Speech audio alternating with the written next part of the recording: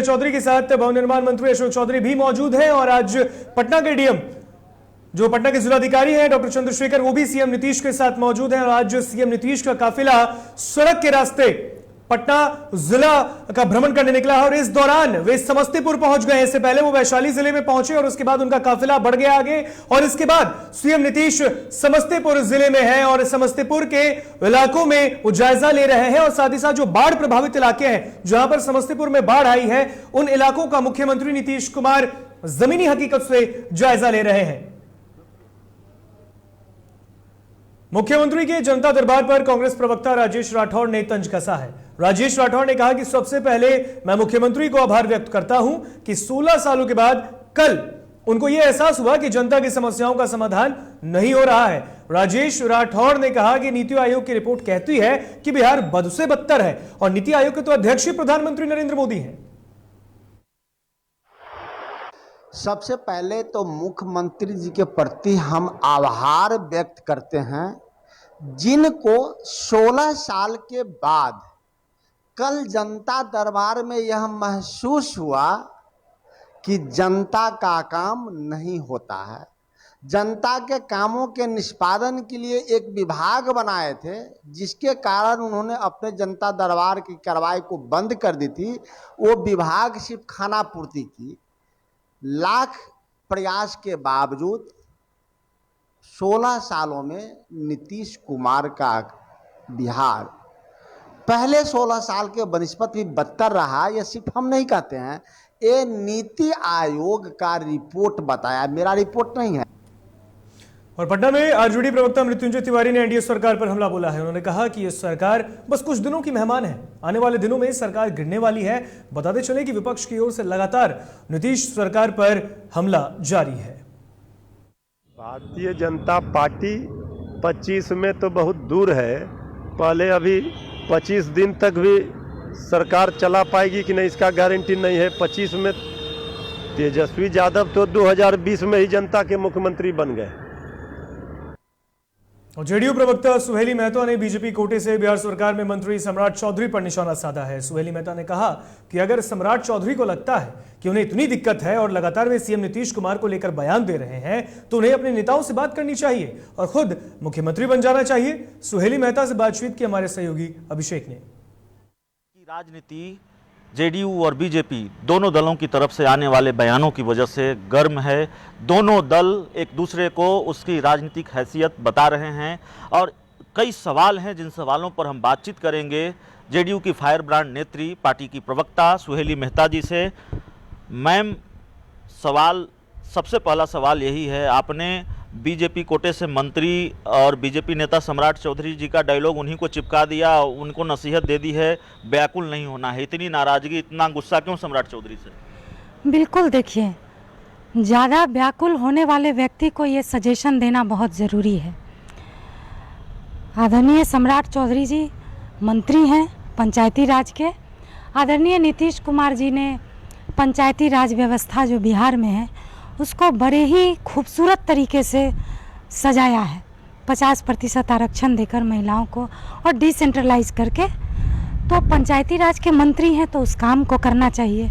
बयान देने के लिए प्रवक्ता होते हैं या उनके बड़े नेता हैं, वो बयान दे ही रहे हैं और बड़े नेताओं की तरफ से ऐसा कोई बयान नहीं। और ये बयान नहीं है, इसे बरबोलापन कहेंगे।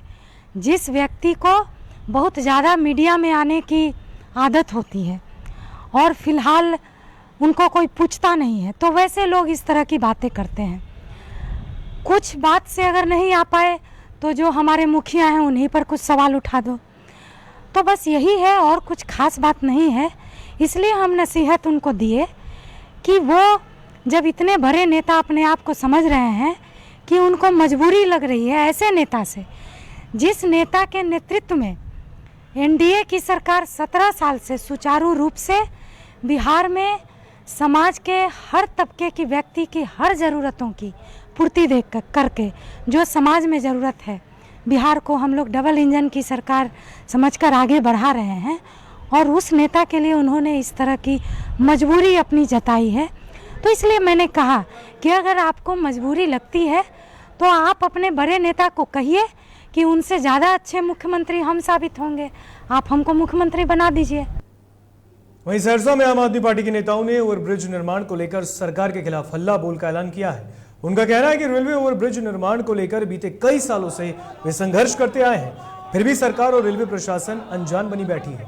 कल भी जाम की समस्या में फंसकर एक बच्चे को जान गंवानी पड़ी और इसी को लेकर आम आदमी पार्टी नेता सोहन झा पार्टी कार्यकर्ताओं के साथ शंकर चौक मुख्य मार्ग को जाम कर सरकार के खिलाफ नारेबाजी की।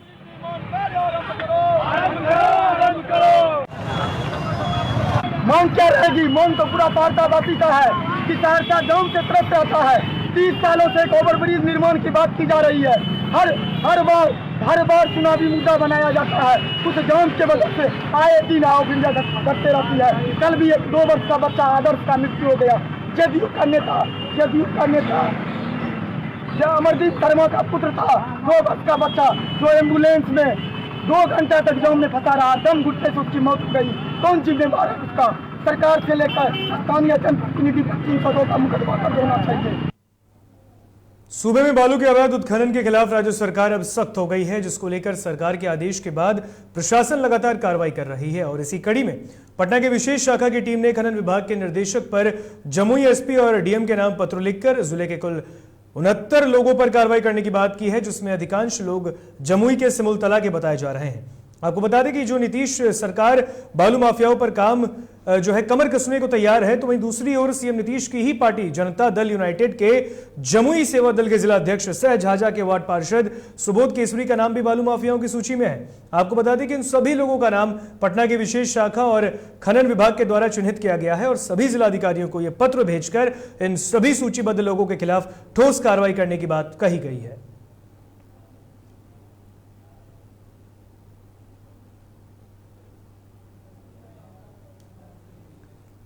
बक्सर एडीजे 4 राकेश मिश्रा की कोर्ट ने पति पत्नी हत्याकांड में फैसला सुनाते हुए 6 आरोपियों को आजीवन कारावास की सजा सुनाई है।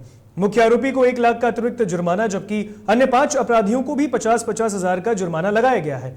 जानकारी के मुताबिक एक ही गांव में 2 लोगों के बीच जमीनी विवाद को लेकर रंजिश चल रही थी और इसी कड़ी में आरोपियों ने घर में घुसकर दूसरे पक्ष के पति और पत्नी को गोली मारकर उनकी बेरहमी से हत्या कर दी, जिसके बाद इस मामले में सजा सुनाई गई है। पति पत्नी की घटना है। ये एडीजे फर्स्ट के यहाँ से सजा हुआ है, आजीवन कारावास हुआ है। इसमें अभियुक्त 6 हैं और डबल मर्डर हुआ है। पति पत्नी की घटना है। आज 27 साल से भी इसमें लगा है। आजीवन कारावास हुआ है और लोगों का 50-50 हजार जुर्माना और एक मुद्दाले का 1 लाख रुपया का जुर्माना है। कटिहार के मेयर शिवराज पासवान हत्याकांड के बाद लगातार नेताओं के परिजनों से मिलने का सिलसिला जारी है। विभिन्न दलों के नेता मेयर शिवराज पासवान के परिजनों से सांत्वना देने पहुंच रहे हैं और इसी कड़ी में कटिहार के सांसद दुलाल चंद्र गोस्वामी मेयर के आवास पहुंचे, जहां सांसद ने पीड़ित परिजनों को सांत्वना दी और आरोपियों की गिरफ्तारी के साथ कड़ी कार्रवाई का आश्वासन देते हुए कहा कि आरोपी बख्शे नहीं जाएंगे। सरकार अपने स्तर से आरोपियों की गिरफ्तारी के लिए पुलिस के आला अधिकारियों को निर्देशित कर चुकी है। सभी अपराधियों पर कड़ी से कड़ी कार्रवाई की जाएगी। आज उसके परिवार से हम मिलने आए थे, क्योंकि लोकसभा का सेशन चल रहा था, तो हम लोग उच्च अधिकारी और बाकी जो अपने लोग हैं सब लोगों से बात कर रहे थे, स्थिति से अवगत हो रहे थे और इसमें क्या हो सकता है प्रशासन से भी। लेकिन आज आने के बाद, घर में आने के बाद 2 बेटी, भाई, पूरा परिवार उस पर आश्रित, इससे बड़ा और दुखद बात कुछ नहीं हो सकता है। मुजफ्फरपुर पुलिस ने अंतर्राष्ट्रीय बाइक गिरोह के 4 सदस्यों को गिरफ्तार किया है। बताया जा रहा है कि पकड़े गए चोर बाइक चोरी करके नेपाल में बेचा करते थे, तो वहीं चोरों को पुलिस से सिपाही पट्टी थाना क्षेत्र से धर दबोचा। साथ ही पुलिस ने मौके से कई बाइक को भी जब्त किया है। डीएसपी पूर्वी मनोज कुमार पांडे ने इसकी जानकारी दी है। थानाध्यक्ष शिवपट्टी के नेतृत्व में एक टीम का गठन किया गया था। इस टीम के द्वारा तकनीकी और मानवीय आसूचना संकलन के आधार पर कार्रवाई की गई। कार्रवाई के क्रम में हम लोग को पता चला कि एक बड़ा गिरोह है जो बाइक यहाँ चोरी करता है और उसके बाद बाइक को नॉर्थ बिहार होते हुए नेपाल तक सप्लाई करता है। तकनीकी और मानवीय आसूचना संकलन के क्रम में जो भी अभियुक्त थे उनके नाम पता का सत्यापन हुआ, उनके जानकारी का हम लोगों ने एकत्रित की और उनको हम लोगों ने डिटेन किया। पूछताछ के क्रम में जब उनसे बाइक चोरी के विषय में जब उनसे पूछताछ की गई तो उन्होंने एक्सेप्टेंस अपना स्वीकार किया टोटल 9 बाइक जब्त किया गया है। जो चोरी की मोटरसाइकिल है, 9 मोटरसाइकिल हम लोगों ने रिकवर किया है और 4 लोगों को फिलहाल हम लोगों ने अरेस्ट किया है। दरभंगा के बलभद्रपुर में मजदूर की पीट कर की गई हत्या मामले में चिकित्सक की गिरफ्तारी की मांग को लेकर लोग आक्रोशित हैं।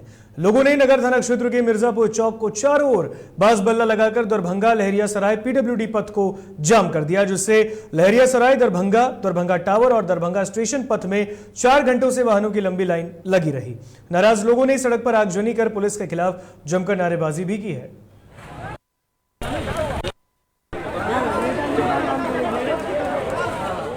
बता दें कि दरभंगा में मजदूर की हत्या का मामला सामने आया है, जिसके बाद आपको बता दें कि अब आक्रोशित लोगों ने चिकित्सक पर कार्रवाई की मांग की। उन्होंने कहा है कि जिस तरीके से मजदूर की पीट कर हत्या की गई है, बस एक आरोप में जिसकी पुष्टि भी नहीं हुई, वो बहुत ही निंदनीय है। तो वहीं अब आक्रोशित लोगों ने सड़क को जाम कर पुलिस के खिलाफ नारेबाजी की है। वहाँ तो था नहीं, बाद में तो मालूम आपको हुआ होगा ना। बाद में वही बात हो जाती है। ये कहेंगे वहाँ 4 लेबर वहाँ मांगने के लिए गया, क्या मांगने गया? पैसे जहाँ मजदूरी किया था उसने, उसके आधार पर उसको मार दिया। कौन मार दिया?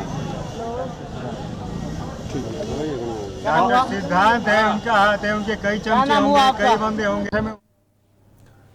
पूर्णिया के नेवालाल चौक के पास ट्रक की चपेट में आने से बाइक सवार एक युवक की मौत हो गई, जबकि दूसरा गंभीर रूप से जख्मी है। मृतक मार्बल मिस्त्री का काम करता था। तो घटना की सूचना मिलते ही मौके पर पहुंची पुलिस ने शव को कब्जे में लेकर पोस्टमार्टम के लिए भेज दिया है और घायल का इलाज अस्पताल में चल रहा है।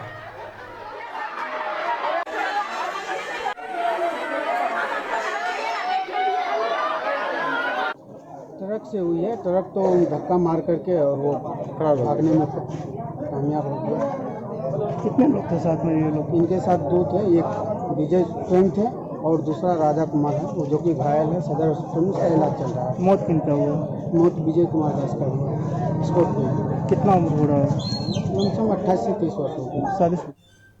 बिहार सरकार स्वास्थ्य निश्चय योजना के तहत प्रत्येक घर को नल के माध्यम से शुद्ध पेयजल पहुंचाने का दावा कर रही है। हर घर जल पहुंचाने के कागजी दावे पर पीठ थपथपा रही है, लेकिन नल जल योजना की हकीकत कुछ और ही बयां करती है।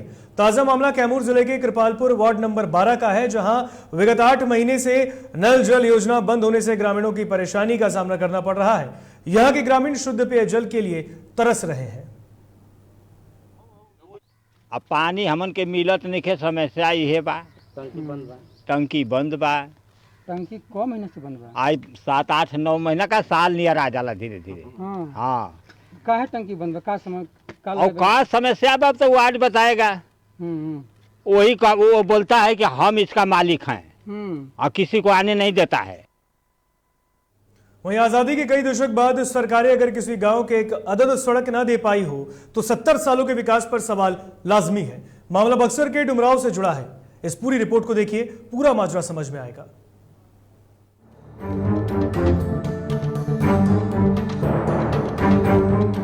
खेतों के बीच जो दिख रहा है वो पगडंडी नहीं, सड़क है, जो आजादी के दशकों बाद भी सड़क नहीं हो सकी।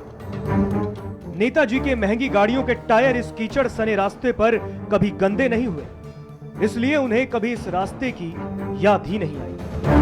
स्थानीय जनप्रतिनिधि और सरकार से तो वैसे भी उम्मीदें अब बेईमानी है।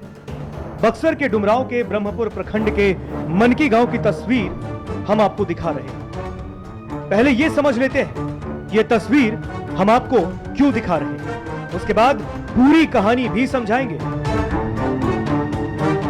समस्या तो बहुत खराब है बाजी। यहाँ के आम जनता बहुत दुखी बुझाता नु। यहाँ मरो मैदान बाल बच्चा या हम लोग का बेटी पतो सब कोई निकलता है तो बहुत कीचड़ा पड़ता है, बहुत रास्ता खराब है। जाने का माने वो लोग का बैठने उठने का भी जगह नहीं मिलता है। जैसे कि घर से आदमी बाहर निकलता है, बाहर निकलने के बाद उन लोग का ठेहुना भर उन लोग का वो कीचड़ में पड़ जाता है। दरअसल मनकी गांव से लेकर NH 30 तक गांव के अंतिम छोर से जोड़ने वाली सड़क लगभग 1 किलोमीटर लंबी है, जिसमें लगभग कई दर्जनों गांव के लोगों का जुड़ाव है, जो इस मार्ग से होकर ही अपनी जरूरत के कार्यों के लिए कहीं जाते हैं। आम दिनों में तो ये किसी तरह आना जाना कर लेते हैं, लेकिन बरसात के दिनों में स्थिति और भयावह हो जाती है। सबसे बड़ी ये बात है कि इस 1 किलोमीटर के चलते हम लोग का आ रहे जाना हो या कहीं भी बक्सर जाना हो किसी भी आदमी को 30 किलोमीटर का माने जो भी है रास्ता घूम के जाना पड़ता है। 1 किलोमीटर है जो कि ब्रह्मपुर और उमराव का लास्ट ये बॉर्डर है।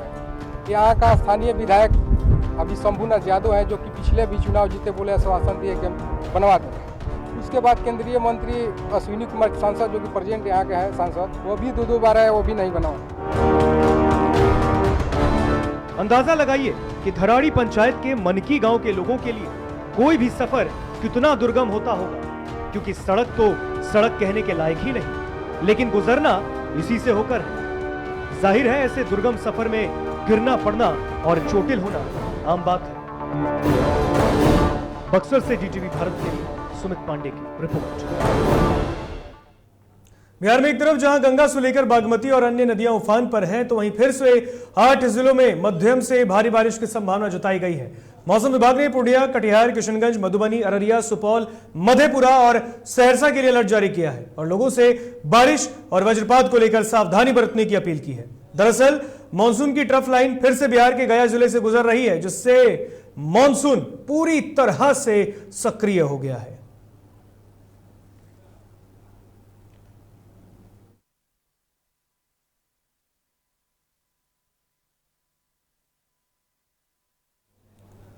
और इस वक्त की एक बड़ी खबर सामने आ रही है, जहां पर लोजपा सांसद चिराग पासवान राज्यपाल फागू चौहान से मिलने पहुंचे हैं।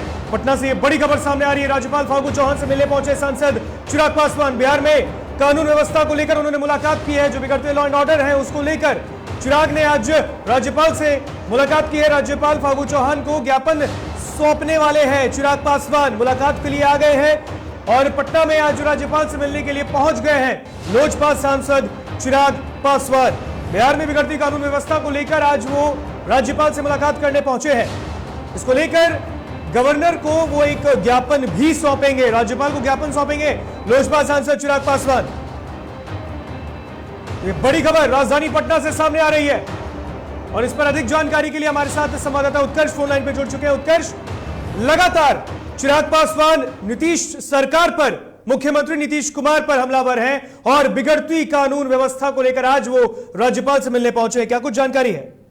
जी बिल्कुल, महामहिम राज्यपाल से मिलने 4 बजे उन्होंने समय लिया था, जिसके बाद वो आज मिलने गए हैं। विषय जो मेन था उन्होंने लिखा भी है अपने पत्र में कि बिहार प्रदेश में लगातार अनुसूचित जाति की हत्या एवं आपराधिक घटनाओं में हो रही जो जिस तरीके से लोगों की मृत्यु हो रही है उसको लेकर आज उन्होंने मुलाकात की और साथ साथ उनकी सुरक्षा को भी लेकर, क्योंकि जिस तरीके से बीते दिन मेयर की हत्या हो जाती है, दरभंगा में किसी बच्चे की हत्या हो जाती है, कुछ नेताओं की हत्या हो जाती है, इसको लेकर चिराग पासवान ने साफ तौर पर आज बीते दिन डीजीपी से भी मिलने की बात कही थी और उन्होंने वो मिले भी थे और आज राजभवन भी आए हैं और राज्यपाल से मिलेंगे। क्या कुछ वो बोलते हैं वो निकलने के बाद जरूर पता चलेगा। उत्कर्ष, और चिराग पासवान ने ये बात कही थी जब वो कटिहार में मेयर के घर पहुंचे शिवराज पासवान के, उन्होंने कहा कि सीएम नीतीश क्यों नहीं आ रहे मिलने के लिए, वो क्यों नहीं मृतक के परिजनों से मिलते हैं। लगातार उन्होंने हमला किया है कि वो सिर्फ हवाई दौरा कर रहे हैं।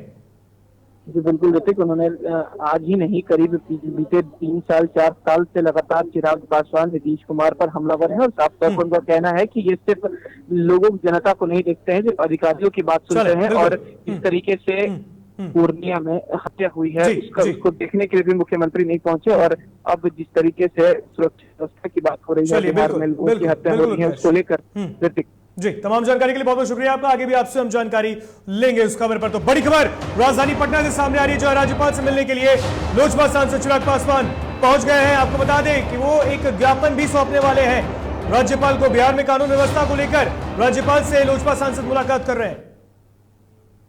चलिए बढ़ते अब झारखंड की तरफ। झारखंड हाईकोर्ट में धनबाद के जज उत्तम आनंद की हत्या के स्वतः संज्ञान मामले में सुनवाई हुई है। इस दौरान हाईकोर्ट ने एसआईटी की स्टेटस रिपोर्ट पर कड़ी नाराजगी जताई है। कोर्ट ने इस दौरान कई सवाल उठाए और पूछा कि जब घटना सुबह 5 बजे की है तो प्राथमिकी 12:45 पर क्यों दर्ज की गई, जबकि सीसीटीवी फुटेज में जज को तो उठाकर निजी अस्पताल पहुंचाया गया है। सरकार की ओर से अदालत को बताया गया कि इस मामले की जांच सीबीआई को सौंप दी गई है। इसके लिए झारखंड सरकार ने अनुशंसा की है। हम लोगों ने रिपोर्ट दिया है कोर्ट को और ये भी हमने कोर्ट को जानकारी दी कि राज्य सरकार ने निर्णय लिया है कि मामले की गंभीरता को देखते हुए और चूंकि ये बॉर्डर जिला है और इसमें बंगाल सदा इलाका है, उस सब चीज़ को ध्यान में रखते हुए सरकार ने निर्णय लिया है कि इसका हम CBI को इन्वेस्टिगेशन सौंप दें। उसके लिए हम लोगों ने अधिसूचना 30 जुलाई को भी निकाल दिया है और ये CBI को मिल भी चुका है जी। तो CBI के वकील ने कहा है कि उनको ये प्राप्त हो चुका है नोटिफिकेशन और कार्रवाई करते हुए कल तक वो टेक ओवर। वहीं जमशेदपुर पूर्वी विधानसभा के विधायक सरयू राय अपने विधानसभा क्षेत्र का जायजा लेने निकले और जिसके बाद उन्होंने मीडिया से बात भी की। उन्होंने कहा कि तेज बारिश से जमशेदपुर के कई इलाकों में बाढ़ जैसी स्थिति है। उन्होंने आश्वासन दिया है कि वो इसे लेकर काफी गंभीर है और जल्द से जल्द पानी निकलवाने की व्यवस्था करेंगे।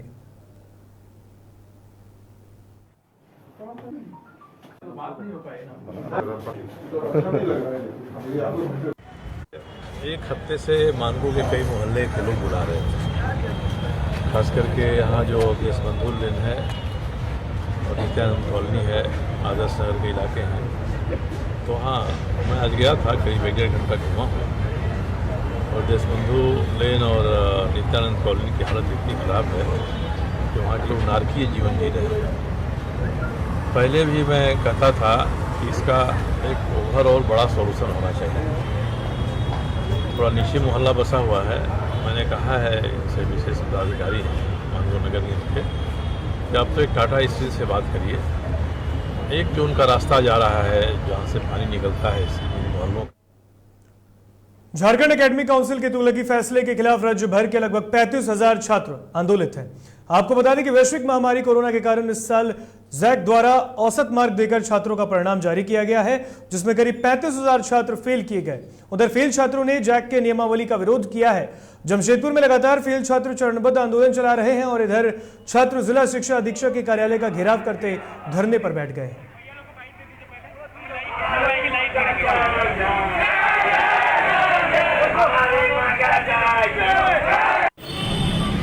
हम लोग आग्रह करते हैं कि आप इनको गंभीरता से, एकदम गंभीरता से।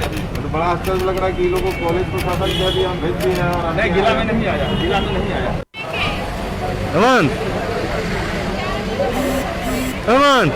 नारा लगा ना।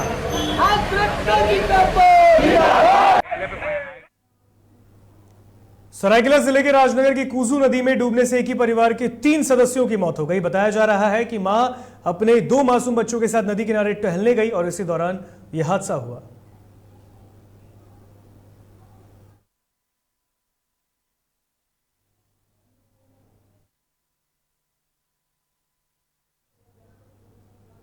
फिलहाल खबरों में इतना ही। मुझे दीजिए इजाजत। देखते रहिए DTV भारत। नमस्कार।